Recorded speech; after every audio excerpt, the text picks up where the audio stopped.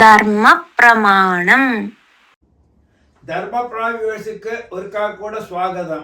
வாத்தியார் சில ஆசிரமத்தில் சில கோவிலில் கொஞ்சம் பண வசதி உள்ளவாள் வந்து ஆனால் அவளுக்கு முக்கியத்துவம் ஜாஸ்தி கொடுக்குறா சாதாரணக்காலுக்கு முன்னால் வச்சு. இது சரிதானா?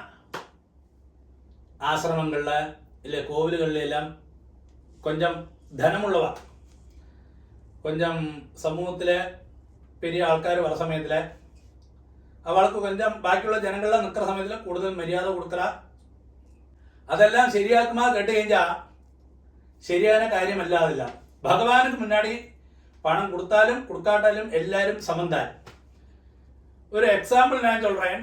ഞാനൊരു ആശ്രമത്തിൽ கொஞ்ச നാളെ എങ്കിட்ட ഒരു കംപ്ലൈൻറ്റ് വന്നിട്ടുണ്ട്. അതായത് ഒരു ആശ്രമത്തിലെ ഒരു സ്വാമികളോട് ശിഷ്യൻ എന്ന് ചൊല്ലാൻ പറ്റാതെ കൂടെ നടക്കുന്ന പരികർമ്മി കഴുത്തിലെ തോർത്തപ്പൊട്ടിൻ്റെ ഇരുപ്പാൻ കണ്ടാവൃതമായിട്ട് കഴുത്തിൽ തോർത്തപ്പൊട്ട. അപ്പോൾ അവർ വന്ന് ചില സ്വാമികളെ ഉക്കാണ്ടിക്കാർ എല്ലാവരുടെയും ഇപ്പടി കാശ് ഇപ്പടി കയ്യിൽ ടക്കുന്ന് വാങ്ങാൻ 1000 രൂപ കൊടുത്തവൾക്ക് അക്ഷരം മാത്രം.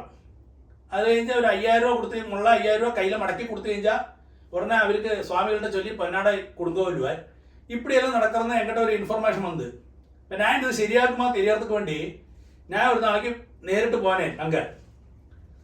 അപ്പം ഇതേമാതിരി അവർ ചൊല്ല് കറക്റ്റാക്കും.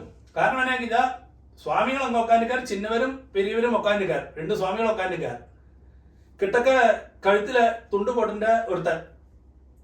അപ്പോൾ അവർ കിട്ടൊക്കെ നിൽക്കാൻ ഞാനപ്പോൾ ജസ്റ്റ് ഒന്ന് തൊഴുതിട്ട് എന്തൊക്കെ മാറി നിന്നേ എന്തോക്കാം എന്നൊക്കെ നടക്കണമെന്ന് തെരിയാത്തക്ക് വേണ്ടി ശരിതാനാന്നുള്ളത്.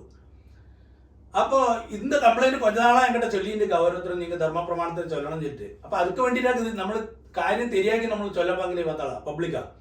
അപ്പോൾ അതിക്ക് വേണ്ടി നമ്മൾ അത് നിരീക്ഷിച്ചിരുന്നോ ശരിയാകും. കാരണം എന്നാ ചില വറ ഇപ്പടി കയ്യിൽ മുള്ള ഇപ്പടി സ്വാമികളുടെ ഓർമ്മയിൽ ഇപ്പടി പ്രാർത്ഥന പണ്ടാ ഉടനെ വേഗം എന്താ ശിങ്കിടി ഇരിക്കാനേ കഴുത്തിൽ തോർത്തപ്പോട്ട് നിൽക്കാൻ പിടി.